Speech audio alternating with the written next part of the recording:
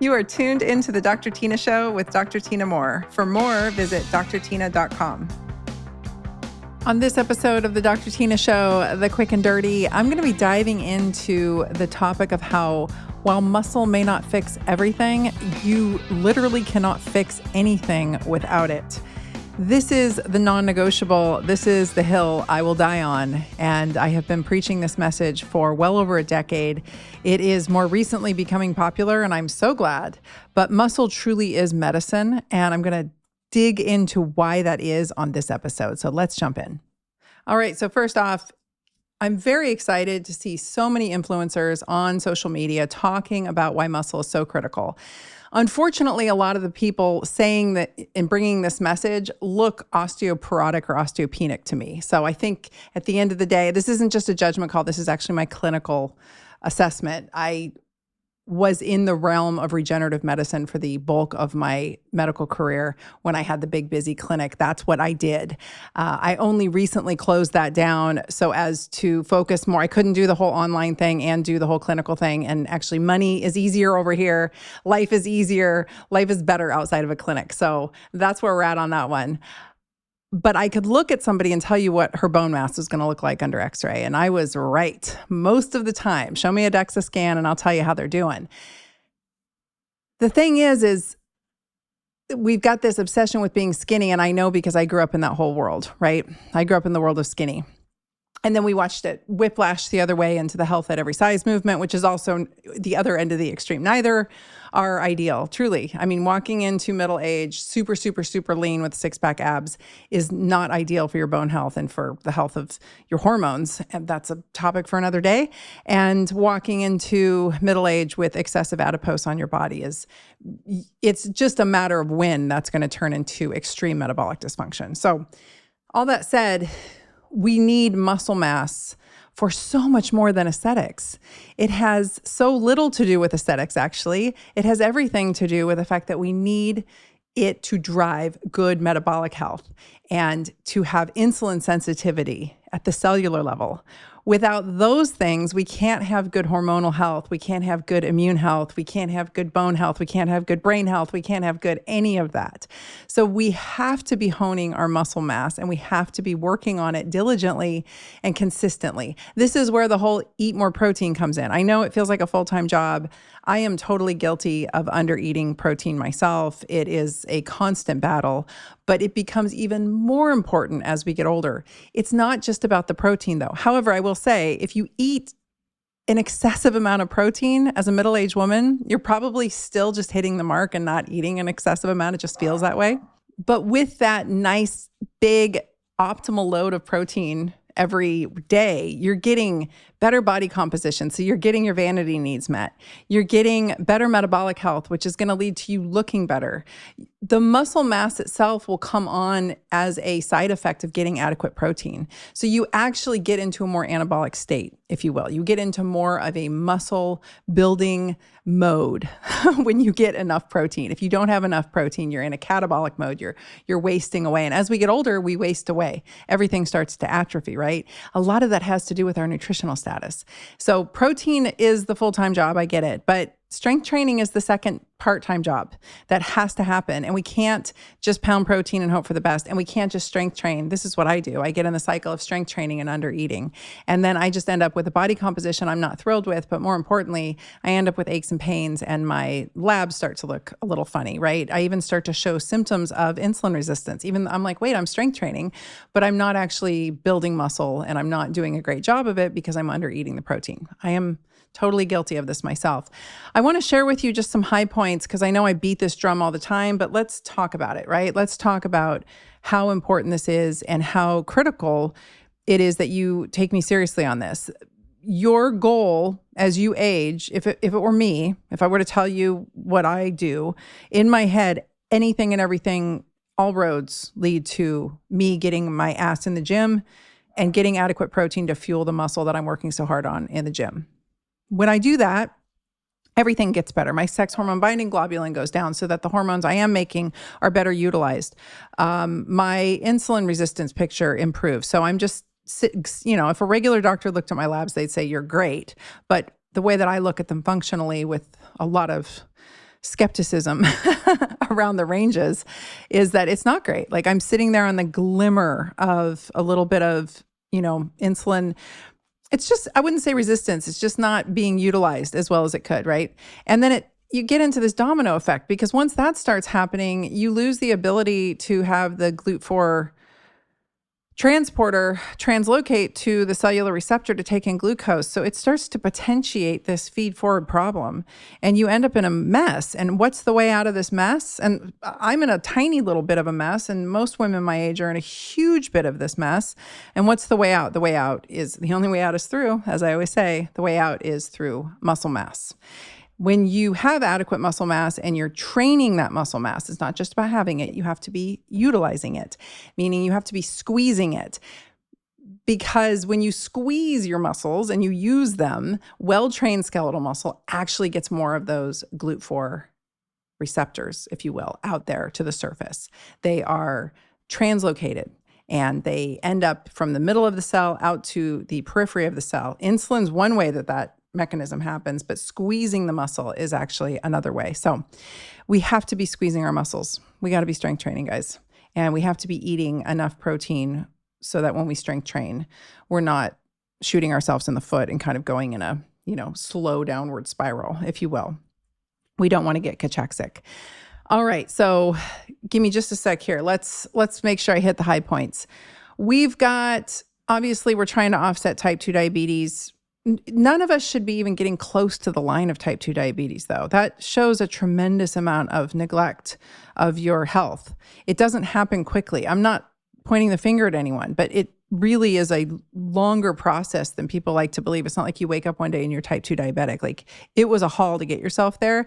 And so it's going to be a bit of a haul. I say that only to share. It's going to be a bit of a haul to get yourself back. Okay. That's not going to happen overnight either. But as soon as you start implementing strategies to improve things, it will happen quite quickly. It's not about the baby weights. It's not about cardio. It's not about any of that. Like all that's fine if you want to do that, but we actually have to build muscle. Muscle's your biggest site of glucose storage, your muscle and your liver. So you have got to build a bigger, better glucose sink. It acts like a metabolic sponge. It sops up all the muck and the mire as far as the insulin and the metabolic cofactors all start working much better when we have adequate muscle that is well-trained. We have the ability to eat carbohydrates more readily and process them correctly when we have good muscle, meaning we have better insulin sensitivity. Without muscle, your body really struggles to clear glucose efficiently and effectively, and it starts to deposit fatty deposits into other organ systems like your liver and your pancreas and places we don't want it, and into the visceral area, which is the area surrounding the organs under the muscle wall layer. So this is why muscle is absolutely non-negotiable. It normalizes your metabolism. It helps you age better. It helps you prevent frailty. It helps you prevent atrophy and sarcopenia, which helps you prevent falls. Because remember, falls and hip fractures in old age are the kiss of death. The mortality rates skyrocket if you have a hip fracture.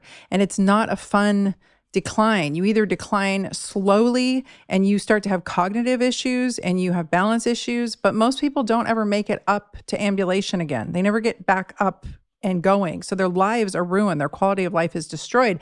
That's to say if they make it out of the hospital and don't die in the hospital of pneumonia. I cannot think of a worse way to go. So we don't want to break a hip. And this is why we eat our protein and we strength train.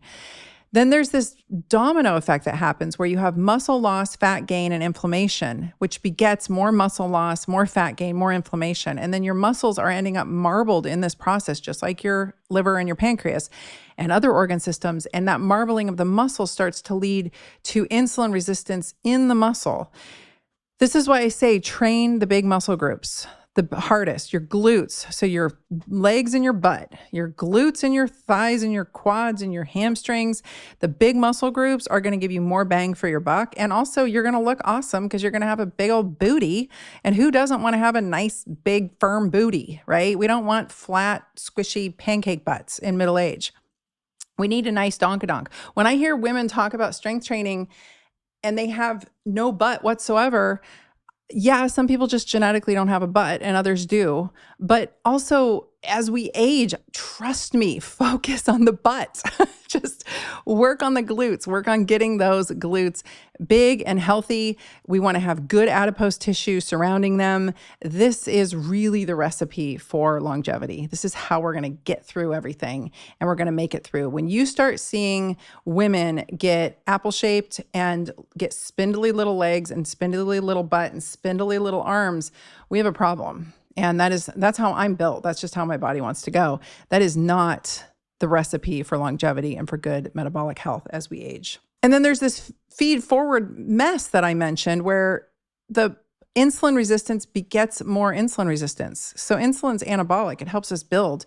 When we have insulin resistance, the cells don't even know how to work correctly. And so in the mess that's being made is a further mess that is potentiated.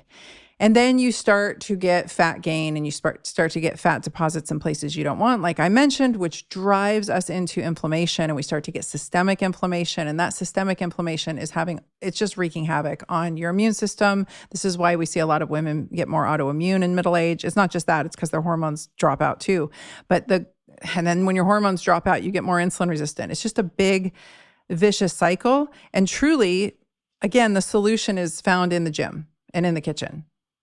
And mitigating your stress. Your stress will throw all of this under the bus. Best efforts thrown under the bus with chronic stress. But you can mitigate your stress by burning it out in the gym. You see? The answer is in the gym. Truly, the answer is on that deadlift bar. So this is my argument for why I say this is non-negotiable. And people think I'm kidding when I say it, and they think that I'm, overblowing it. But if you want to have let's just put it this way. If you want to avoid type 2 diabetes, if you want to avoid obesity, if you want to avoid fracturing a hip, if you want to avoid dementia, if you want to avoid frailty, which makes you a sitting duck for all kinds of things that come your way, whether it be an upper respiratory virus or cancer, frailty is not the way to enter into any of those situations and expect good outcomes. So if you want all of those things to be avoided, then you must focus on building muscle and eating adequate protein to fuel the muscle that you're working so hard to build. So that is my argument. I hope this is helpful. I love you guys. I have many resources on my website. I've got tons of free podcasts on the topic, and I'll make sure to give you some links of ideas that, places to go look on my website where you can find more. But heed my warning on this. You do not want to enter middle age without adequate muscle. If you are in middle age or older, start now. You still can build muscle. There's still time. Start now. We don't need to be sitting there waiting for old age to basically decimate us. We can avoid that, and the answer's in the gym. I'll talk to you later. Thanks for listening to the Dr. Tina Show. This is a Wellness Loud production produced by Drake Peterson and mixed by Mike Fry. Theme song is by John the Guilt. You can watch the full video version of this podcast inside the Spotify app or on YouTube. As always, you can email the podcast at podcast@drtina.com. That's DRTYNA. And if you like this episode, please rate, review, and subscribe on your favorite podcast app. You can also find all of my offerings on my website at drtina.com. For more shows by my team, go to wellnessloud.com. See you next time, and thanks for listening. This podcast is for general informational purposes only. It does not constitute the practices of medicine, nursing, or other professional healthcare services, including the giving of medical advice. I am a doctor, but I am not your doctor. No doctor-patient relationship is formed. The use of this information and the materials linked to this podcast is at the user's own risk. The content on this podcast is intended not to be a substitute for professional medical advice, diagnosis, or treatment. Users should not disregard or delay in obtaining medical advice from any medical condition they have, and they should seek the assistance of their healthcare professionals for any such conditions.